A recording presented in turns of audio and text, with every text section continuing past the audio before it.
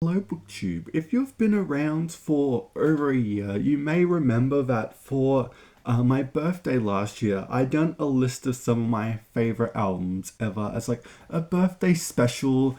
And I thought, oh my god, I've got to do that because my birthday was the 2nd of June. And I was like, I've got to do it. And then I forgot. And now we're 22 days late. Sorry, 20 days late to this list. So this is a very, very late birthday special because I'm going to go through some of my favorite albums and just talk about them. I don't know. I didn't watch last year's video, so I don't know if some of the albums have changed. I'm probably sure there's a couple that's still here. But let's start talking about some of my favorite albums as a very, very, very late 20-day late birthday special. So I've got 10 here, but of course it's me, so we got some honorable mentions as well. Well, because I'm very old, there's some musicians I love that never technically released albums because they were performing and recording before albums, kind of became a thing. Because I love the Carter family, the original Carter family. I can't tell you how much I love them, and I'm not even American, let alone from the South. Oh my god, I can't tell you how much I love their harmonies.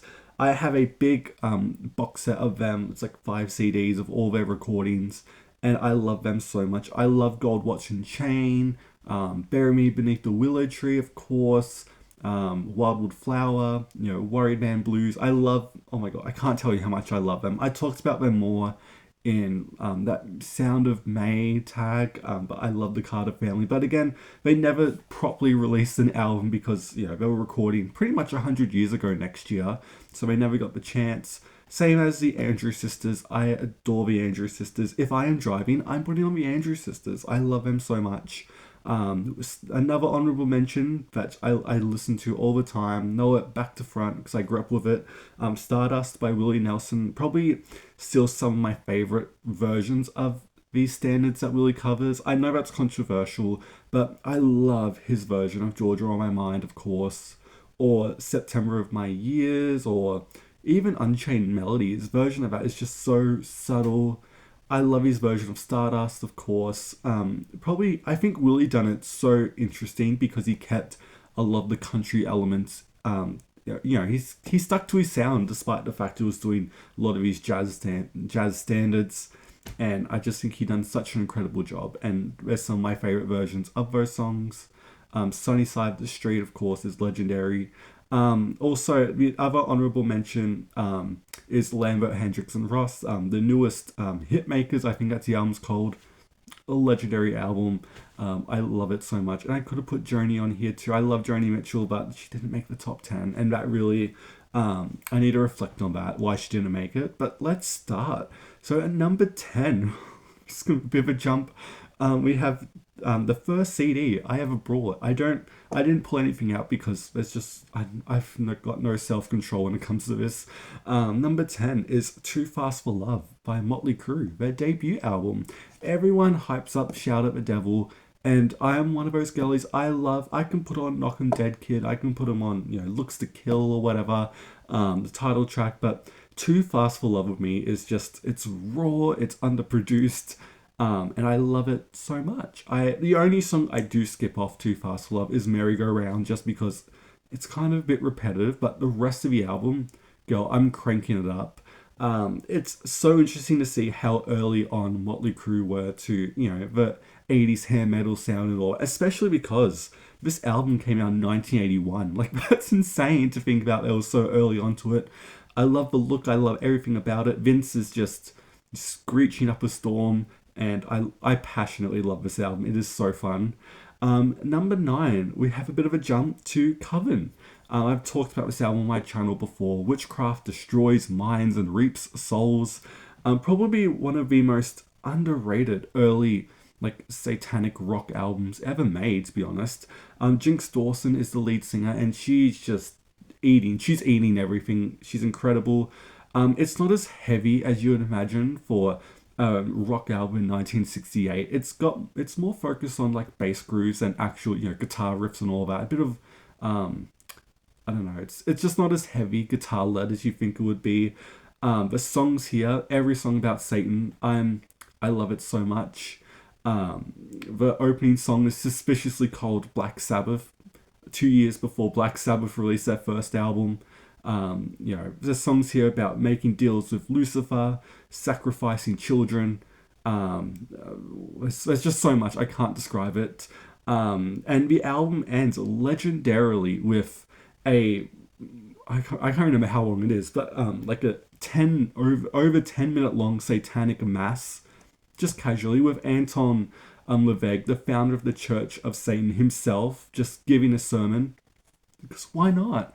And quick fact is that that's actually the sermon that appears on that album is the first time like a satanic mass was ever recorded. So let alone the fact it was put on this album.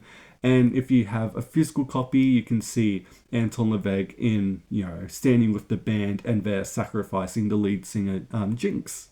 And it's just such a cool album, ahead of its time, a bit too early, but I just love Coven. I don't like their other two albums, but Witchcraft is it's such a underrated gem, I feel like. Number 8, we have Live Through This by Hole. I am not the biggest grunge person ever. I don't like Pearl Jam. I don't like Soundgarden.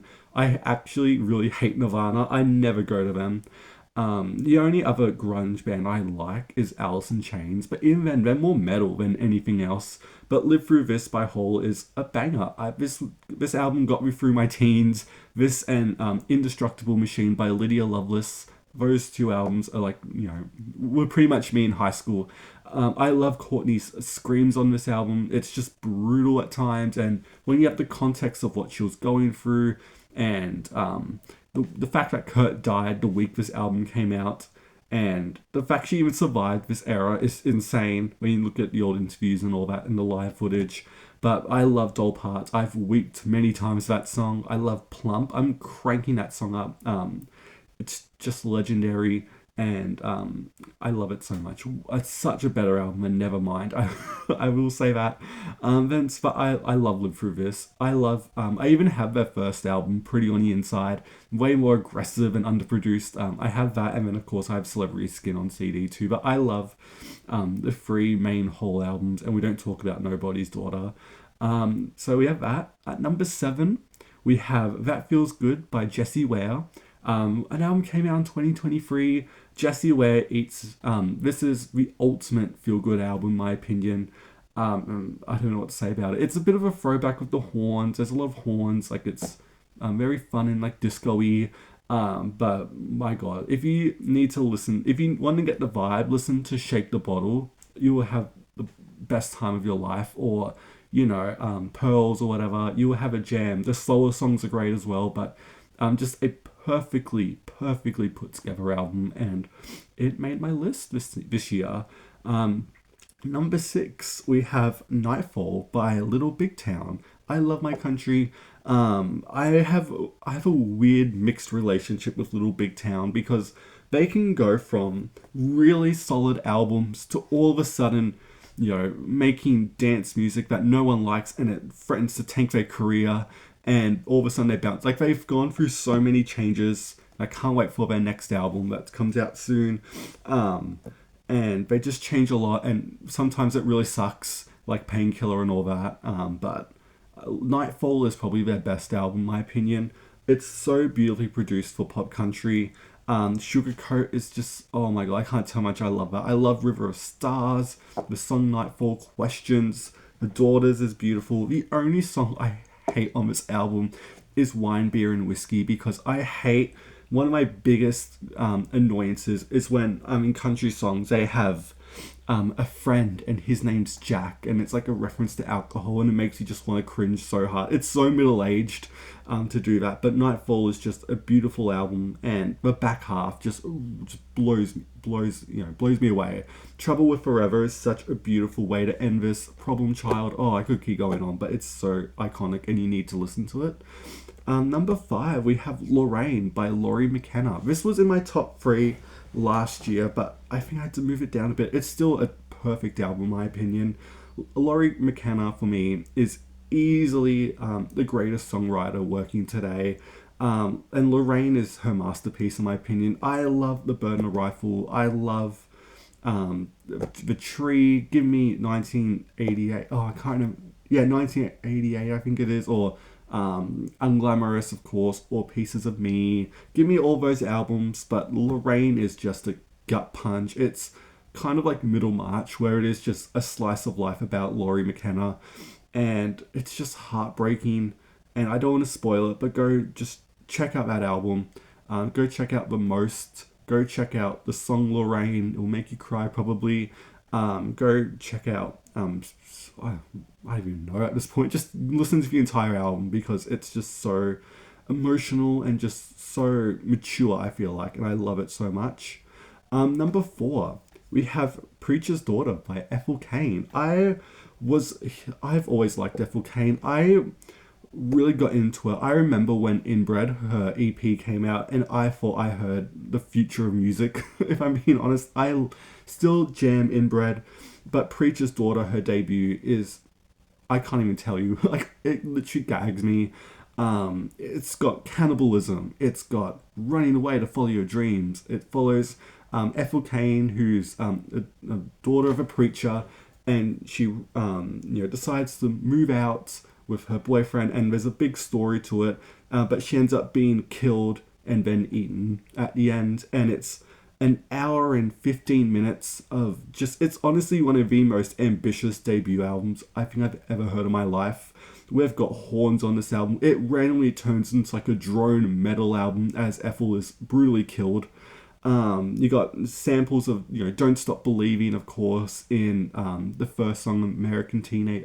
I can't. It's been a while since I've listened to it, but it's just incredible. I can't even tell you how much I love it. I am waiting for a physical release of this album. I know it's out on vinyl, but I want a CD. I want Inbred as a CD. I want and Preacher's Daughter as a CD. I am still waiting, and I'm more than happy to wait. But Preacher's Daughter is probably one of the greatest debut albums, in my opinion. Go check it out. It's droney. It is a long listen. Again, it's an hour and 15 minutes, but it is just so consistently perfect. And I have no notes for it. It's incredible. So number three, we have these are probably always will be my top favorite albums. Because number three is Caligula by Lingua Ignota. Of course, I've showed this on the channel before. One of the greatest, I don't know, it kind of leaves you speechless, but it's got some of the greatest vocals I've ever heard in my life. Go and listen to, Do You Doubt Me, Traitor? Of course, that's become the most legendary song off this album. But to be honest, I crank Days of Tears and Mourning so much. I don't even know what you're saying, but I just love it so much. It is a very dark album when it comes to Lingua talking about the abuse she went through that fueled the making of this album. Of course, everyone talks about her next album where she ditched all the screaming and the intense, harsh noises and made a real Appalachian, like folky album with Sinner Get Ready. And then she retired the Lingua Ignota name and went as Kristen Hayter, and then made Saved, which is a really good album, but it's not as good as Saved. It's not as good as Sinner Get Ready and Caligula in my opinion. But her version of How Can I Keep From Singing, one of the greatest things I've ever heard. She starts speaking in tongues towards the end, and it's incredible and slow because a lot of times when you hear How Can I Keep From Singing, it's very upbeat and all that, but slowing it down, and it's just so beautiful. But Caligula, what do you want me to say about it? It's such a critically respected album for a reason. I was there when this album came out. I was in high school. I didn't listen to it when it came out because I don't know why I didn't, to be honest, because all my friends really liked it, but I just didn't get to it until Sinner Get Ready came out, and I went back and I was like, oh my god, I slept on this the whole time. But of course I went back to All Bitches Die and Let the Evil of His Own Lips Cover Him, of course, and all that stuff. But Caligula is just one of the most intense albums I've ever heard, and it's just stunningly incredible. But yeah, go check out Do You Doubt Me, Traitor and Days of Tears and Mourning. There's a couple other ones you can pick, but just if you want to get the sense of the album, go check out those two songs. Next, at number two, we have Gag Order by Kesha, or it's now titled on streaming Eat the Acid. I am a bit of a fact. I'm a diehard Kesha fan. I have loved her since I was a child. It could have. I think Gag Order is her best album, but Warrior is easily one of my favorite pop albums of all time. Cannibal is just a legendary EP in my mind. But if you're going to listen to Warrior, make sure you listen to the deluxe version of the album with like Past Lives and Gold Trans Am and all those fun songs. But Gag Order is one of the like it's like Caligula in a way. It's just one of the most intensely emotional albums I think I've ever heard in my life. If you know Kesha for like TikTok and Blow and all the fun songs, this album is not it.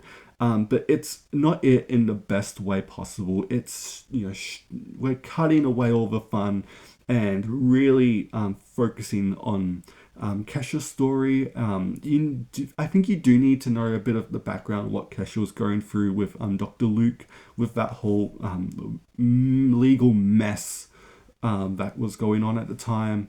This album bombed so bad, but it set her free in the end after 18 years with her record label. So I think just do a quick Wikipedia of what was going on between them.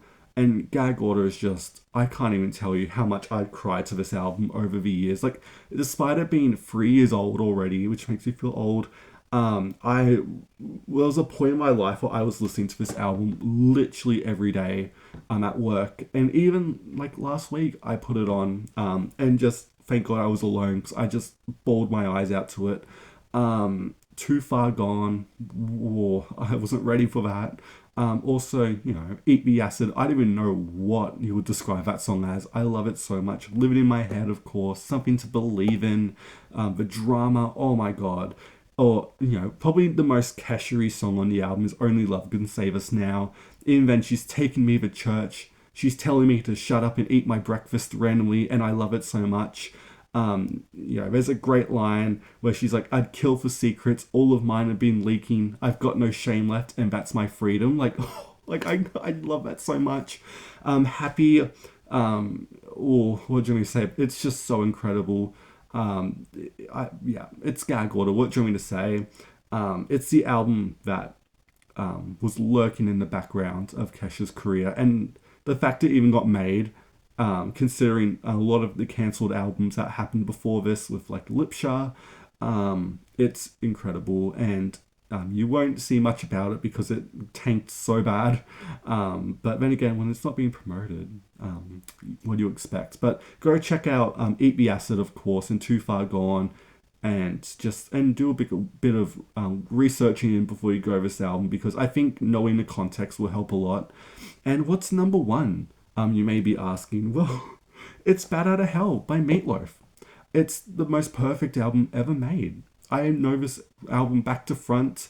I literally don't know what to say about it. What hasn't been said. There's a reason it is like one of the biggest selling albums ever made. It is the biggest selling album here in Australia by a good chunk too, which I kind of love. Take that, John Farnham. But it's legendary. Like, what do you mean to say? You can have your Fleetwood Macs. I love Tusk and Rumours and all that, but Bat Out of Hell is the real masterpiece. I feel like there is not a single wasted moment on this album.